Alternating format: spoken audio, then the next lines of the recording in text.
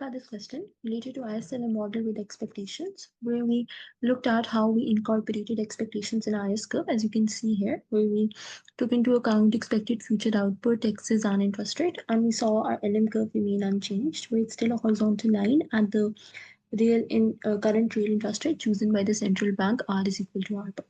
Now we're given a couple of changes and we're told to see whether there's a shift in IS curve, LM curve, both curves or neither. Now in each case we're assuming that no other exogenous variable is changing. So the first part says that there is a decrease in the expected future real interest rates. Now when RE decreases, what happens as a result of this is current investment I increases.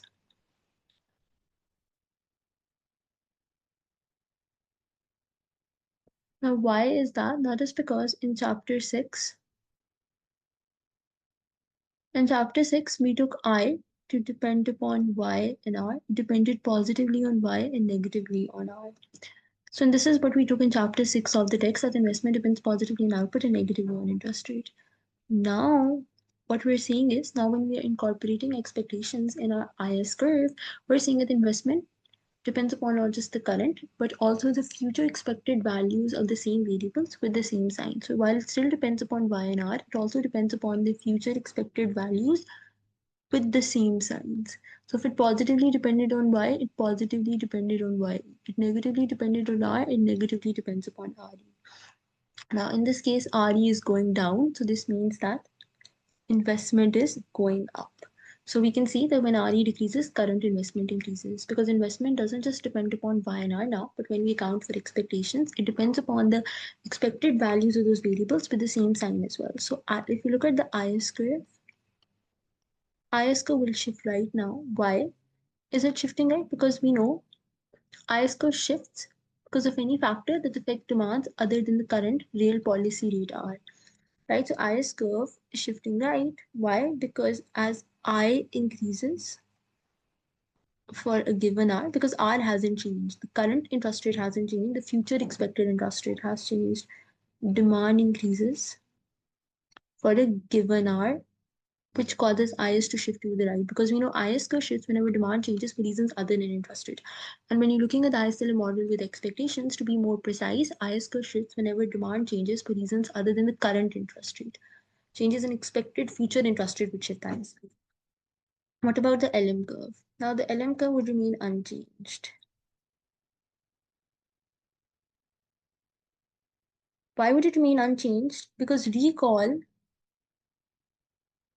that the interest rate that enters, the interest rate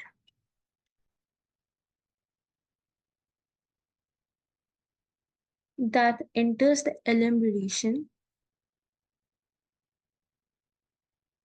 is current real. The key word over here is it's the current, right? Is the current real interest rate. So in this case, the LM curve won't change because the interest rate that enters the LM curve is the current real interest rate. R is equal to R bar. It's a horizontal line at the current real interest rate chosen by the central bank. The central bank has not changed, and central bank has not changed its current policy rate R. Right, so in this case, LM curve does not change because if we recall, why the LM curve remains unchanged when expected future interest rate changes, because here it's important to keep in mind the interest rate that enters the LM relation is the current real interest rate R is equal to R bar. It's not the expected future interest rate, because the LM curve is horizontal at the current policy rate chosen by the central bank. And since the central bank has not changed the current policy rate, we're assuming that no other exogenous variable changes except for the one that we're looking at. So in this case, the LM curve remains unchanged. Now, the second part says an increase in the current real policy interest rates R increases. Now, as a result of this, the IS curve remains unchanged because, like we talked about, the IS curve shifts if we're looking whenever demand changes for a given interest rate. And when we're looking at the ISL model with expectations, to be more precise, the IS curve shifts whenever demand changes for reasons other than the current real interest rate. Because changes in R, when R changes, which is the current real interest rate, movement along IS curve not shift. So IS curve does not change. All we'll have is a movement along the curve because it's a movement variable. IS curve and not shift. Right, so I score does not change because it changes because of factors that affect demand other than the current real interest rate, like expected future real interest rate, expected future income, G or T, and so on. What about the LM curve? In this case, the LM curve shifts out. Why? Because the LM curve will shift out. Because remember, we're assuming that the central bank targets the interest rate, and the LM curve is horizontal at the interest rate that the central bank chooses. So now it will be horizontal at the new current policy rate, right? The LM curve is is horizontal now at the new current policy rate R, right? So basically, the LM curve is horizontal, the interest rate chosen by the central bank. So the interest rate chosen by the central bank increases, the LM curve is now horizontal at that new current policy rate R, so it's going to shift upwards, where it's horizontal at the new higher current policy rate chosen by the central bank.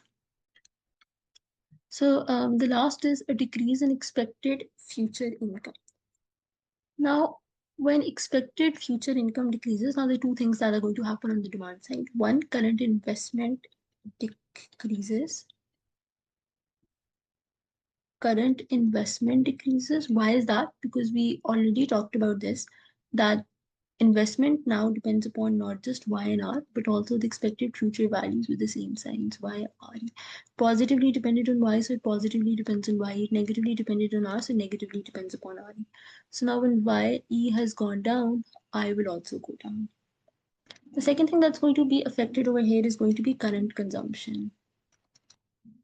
So current consumption C goes down.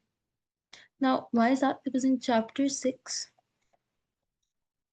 C was a function of Y and T bar. That's what we took, right? It depended positively on Y, and sorry, it was a function, C was a function of Y and T. It depended positively on Y and negatively on T.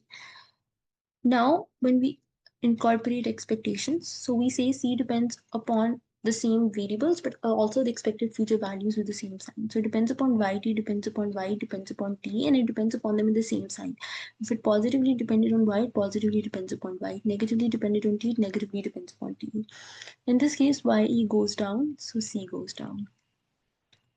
So when YE decreases, current investment decreases, current consumption decreases. So when we look at the IS curve, it shifts left again. Because again, in this case, we know demand has changed for reasons other than the current real interest rate, right? Demand decreases for a given hour, right? When current consumption, current investment go down, demand, in this case for a given hour, demand decreases for a given hour, which causes IS curve to shift to the left. But LM curve remains unchanged. Because remember, in this case, the interest rate that enters the LM relation is the current real interest rate, and the central bank has not changed. The central bank has not changed its current policy rate R. Right? Because in this case, we're assuming the central bank is targeting the interest rate, the LM curve is horizontal at the target interest rate chosen by the central bank. So in this case, the LM curve only shifts when the central bank changes the current policy rate like it did in part B. So just the key thing to remember over here is once we allow for expectations, our IS curve shifts whenever demand changes for any reason other than current real interest rate. So we'll have the same factors that used to shift it even in the model without expectations, but now we have additional variables like expected future output and expected future interest rate.